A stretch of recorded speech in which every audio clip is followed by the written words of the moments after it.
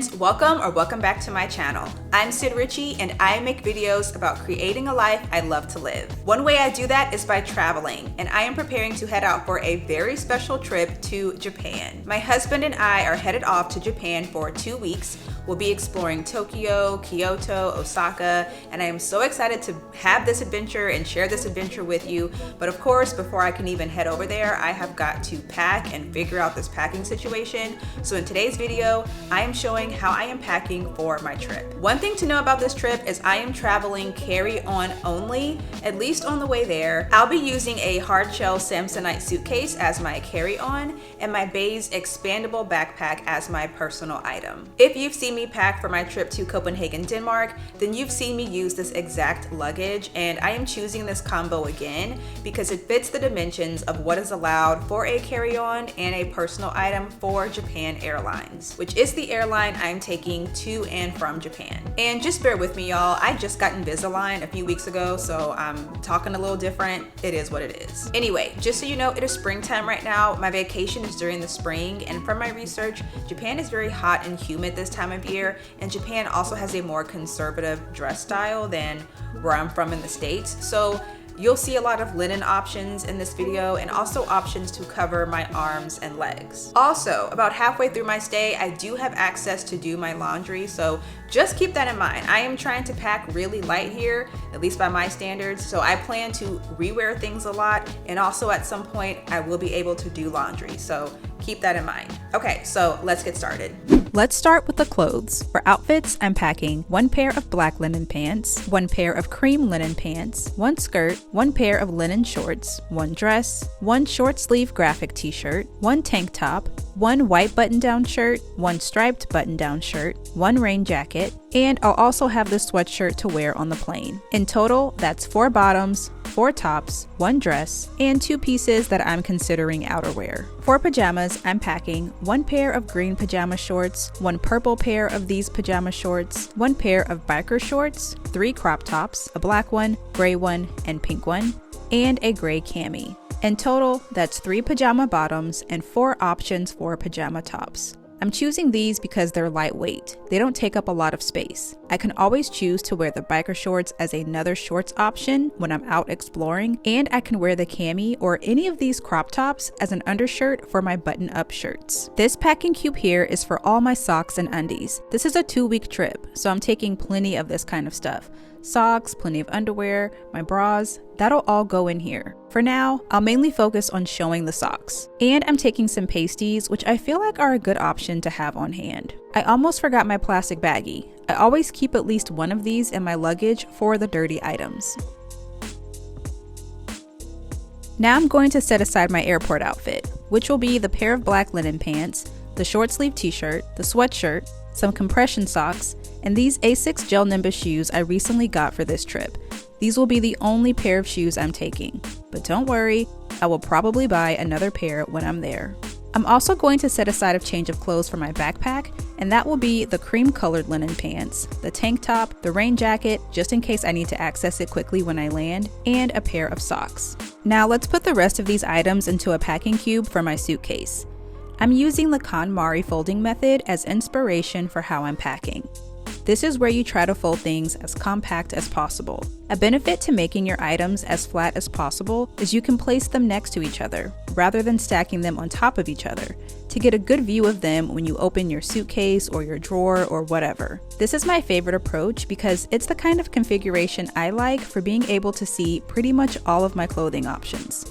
I try to fold this way for most of my clothes, but some stuff in my suitcase or packing cube just has to get in where it can fit in, so I fold in a different way for some items. So yeah, I don't do the KonMari method perfectly for every trip or every item by any means, just good enough to pack the cube I'm using and move on.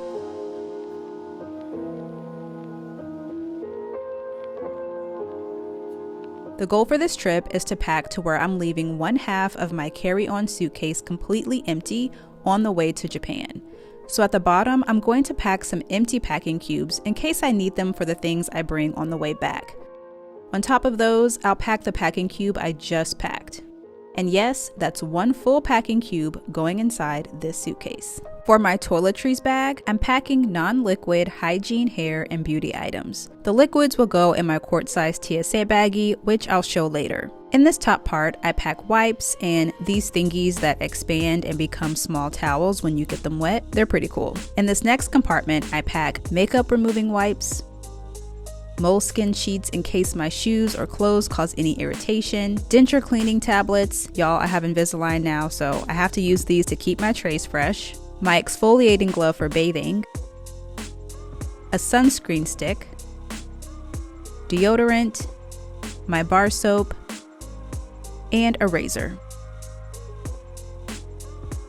Here I pack a few essential makeup brushes, lip liner, bronzer, lipstick, face powder, blush, a blending sponge, a lip pencil sharpener, and my toothbrush.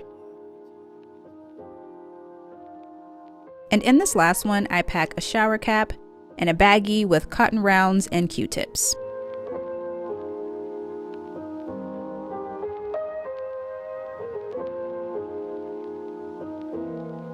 And this will go right next to the packing cube.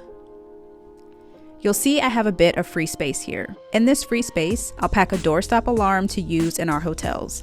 This is battery operated and there's an alarm to alert you if someone is trying to enter your room. I'm also packing a carbon monoxide detector. You'll find that in some accommodations, this kind of thing is not included, so you gotta stay safe out here. I also have space for this Hero umbrella that I've been so excited to take on this trip. I haven't used this yet, but apparently it's really good and sturdy to travel with. It even has a sturdy case.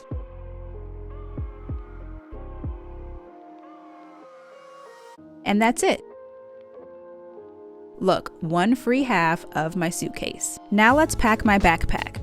These are the items I want closest to me that I don't want to have to go into my suitcase for. What I love about this backpack is I can use this pass-through here to place the bag over my suitcase handle so I don't have to carry it as much. I want to note that I'm placing an air tag in one of the deepest pockets in here so I can keep track of my backpack. I also have one of these in my suitcase, by the way. It stays hidden in there too. This pocket is also where I'll keep that tank top that's part of my change of clothes. I'm putting the other linen pants at the very bottom of the bag. And on top of that will go my packing cube of socks and undies. I have my tech pouch also going in here. This is where I keep my Apple Pencil, charging blocks, cords, wired earphones, phone mount for my tripod, a small portable charger, and my mic. I'm packing this pouch with some relatively flat items, like this cooling towel. When it gets wet, it's supposed to help cool your body down from the heat. This is what it looks like on Amazon, by the way. Some face masks, an eye mask so I can block out light on the plane, and this handheld fan. If you see my video on going to New Orleans, you saw that my friend gifted me this pouch and the fan.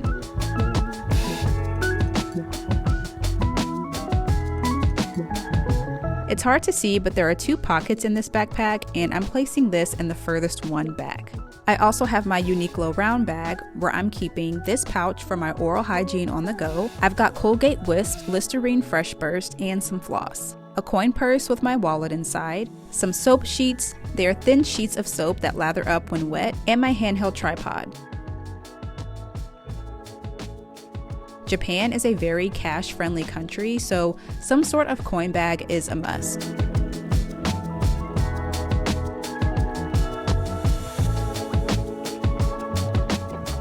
I also have my rain jacket to be placed in my backpack in case it's raining when I arrive and I quickly need to put this on. I've got my international adapters so I can plug in and charge. The two-prong outlets won't be different from the ones in the United States, but this is good to have. I like to travel with it. A travel mirror so I can keep tabs on not looking a mess. My travel-friendly light for filming. My windshield for my mic, and my passport holder. It looks pretty stuffed right now, but I do have room for some things I'll put in closer to time to leave, like my scarf to protect my hair when sleeping, and any snacks I want to grab for the airport. I always keep a luggage tag in the front pocket just in case someone comes across this bag and it needs to get back to me. This pocket has a key leash where I'll keep my AirPods attached. I'm also taking a Ziploc bag with a pin. This is so that I have a pen on hand and it can contain any ink spills in this bag, but also this can be a backup quart-sized bag for me. I'll also have a pouch with more hygiene things and some medicine like disinfecting wipes, airborne, pain reliever. My husband's also packing some other kinds of medicine too, like allergy stuff, so I'm not carrying all the medicine that's going on this trip. I hope we don't get sick abroad, but if it happens, like it did for my husband last year in Denmark, we want the kind of medicine we're used to having. And I'm trying to stuff all of these things into the front pocket along with some more pain reliever, but as you can see, this isn't going to work, so into the main compartment it goes.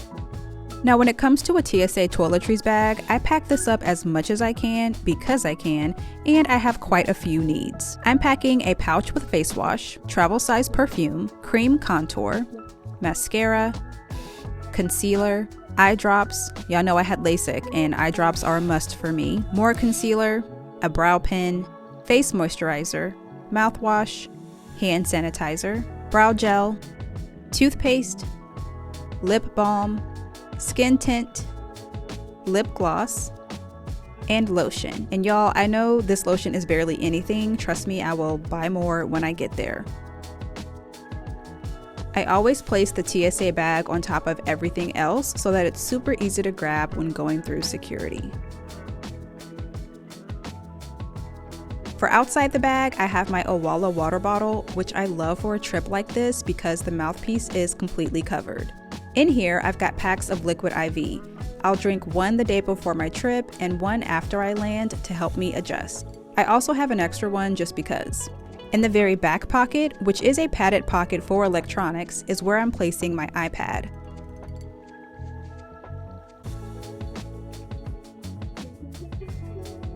And just one more thing, I think I will take my neck pillow with me. Luckily, my backpack hooks snap together, which make it easy for my neck pillow to snap around them and stay with me. So if you're curious, my suitcase weighs 15.2 pounds, and my backpack weighs 13.1 pounds right now. Okay, so that's it. That is what I have packed for my trip to Japan, and I think I did very good, extremely well for my standards, very good for carry-on only.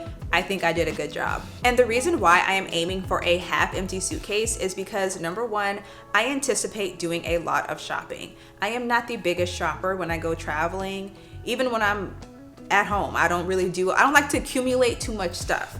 But I hear the vibes are different in Japan, so I just anticipate doing a lot of shopping. Number two, from my research, Japan doesn't seem to have a lot of escalators that are a part of their public transit system, so it may be a lot of carrying suitcases and luggage up and down stairs. And if that's the case, it is in my best interest to pack as light as possible, so I am not carrying things, passing out, struggling. And number three, it's just good practice for figuring out how much I really need to pack, especially to a place that has so many stores where I could probably find anything I would need. One good thing about this trip too is that my husband is also traveling carry-on only. He is also aiming for a half-empty suitcase, so that gives us even more room for souvenirs. So be sure to subscribe to keep up with how this Japan adventure goes. And if you have been to Japan, especially in the spring, let me know what kind of items you could not live without. Thank you for watching, and I'll see you next time.